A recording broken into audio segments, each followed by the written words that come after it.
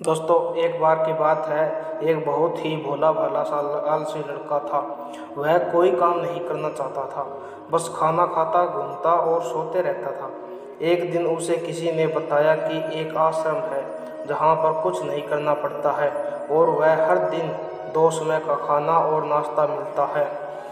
तुम वहाँ जा कर के रहो। उस आलसी लड़के ने सोचा कि ये तो बहुत बढ़िया है, और वह उस आश्रम में जाकर रहने का सोचा। और फिर वह भोला भाला आलसी लड़का अपना सारा सांसारिक जीवन छोड़कर उस आश्रम में जाकर रहने लगा। आश्रम में गुरुजी रहते थे। वह कुछ समय सबको प्रवचन देते थे। वह आलसी लड़का सुनता था, बाकी समय आराम करता था और फिर भरपेट खाना खाकर सो जाता था। ऐसे ही उस लड़के का दिन गुजरता गया। एक दिन उस आश्रम में कुछ भी नहीं बना। नाश्ते के समय नाश्ता नहीं मिला। उसने सोचा, नाश्ता नहीं मिला तो भोजन मिलेगा। अगर भोजन के समय भी उसे भोजन भी नहीं मिला।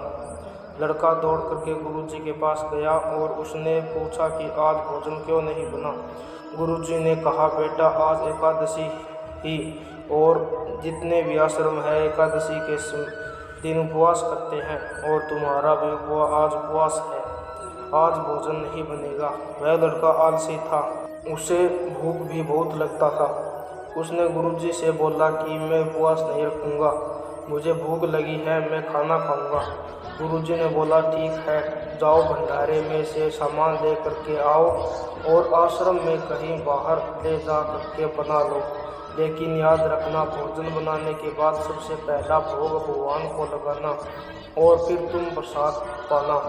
वह लड़का बोला, ठीक है, और फिर अनाज लेकर नदी की ओर पहुंचा। भोजन पकाने लगा, तैयार हुआ। उसके बाद कहने लगा कि भगवान श्री राम आइए, पधारिए, भोग लगाइए।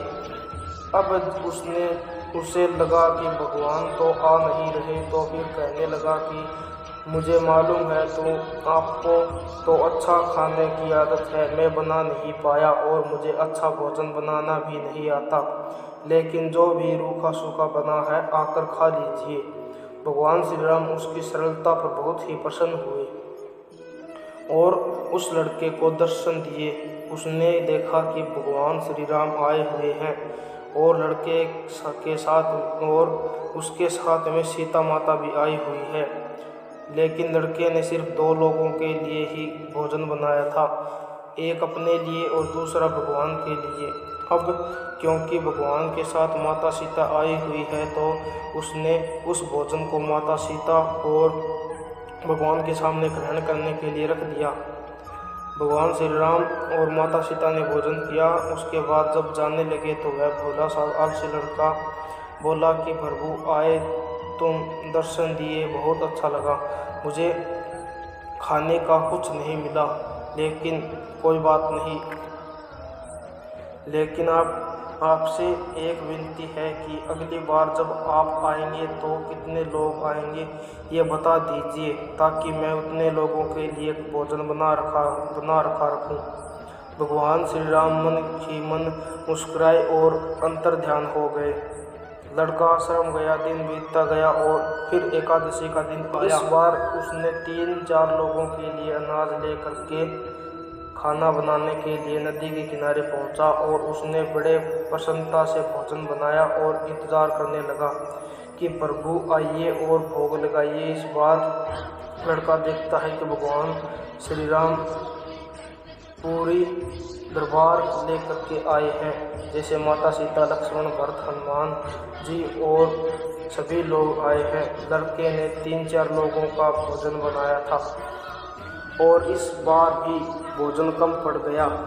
लड़के ने निराश होकर भोजन को प्रभु के आगे रख दिया। उन्होंने भोजन किया और चले गए। और इस बार भी लड़का फिर से भूखा रह गया। अब लड़का फिर आश्रम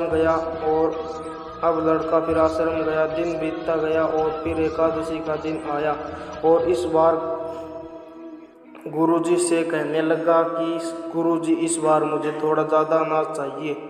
गुरुजी सोचने लगे कि यह इतना सारा अनाज का क्या करता है।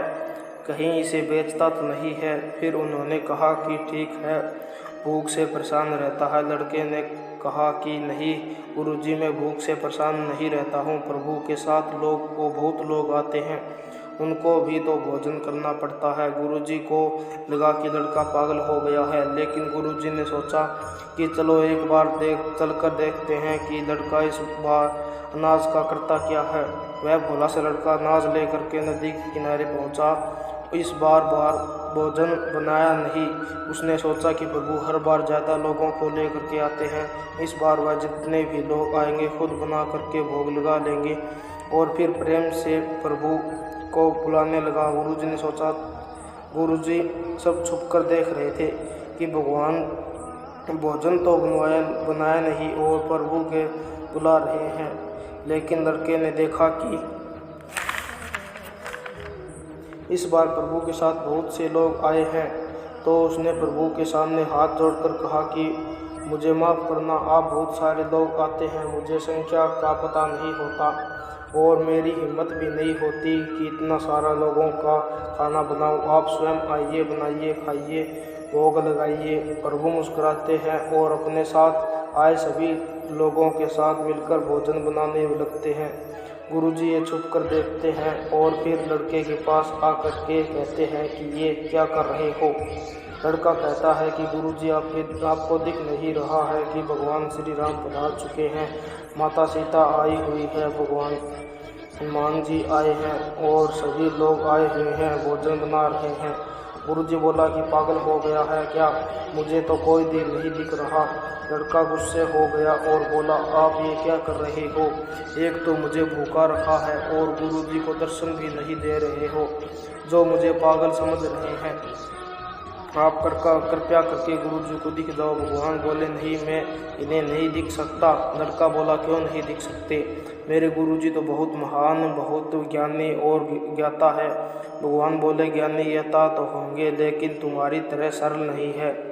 जो सरलता तुम में है वो तुम्हारे गुरुजी में नहीं है। लड़के ने ये बात गुरुजी को कह दी कि भगवान श्री राम कह रहे हैं कि आप ये सरलता नहीं है, आप मेरी तरह सरल नहीं हो, इसलिए आपको नहीं दिख रहे हैं। गुरुजी की आंखें नम हो गई और रोने लगे और बोले कि बिल्कुल सही कहा, मेरे अंदर तुम्हारे जितनी सरलता नहीं है।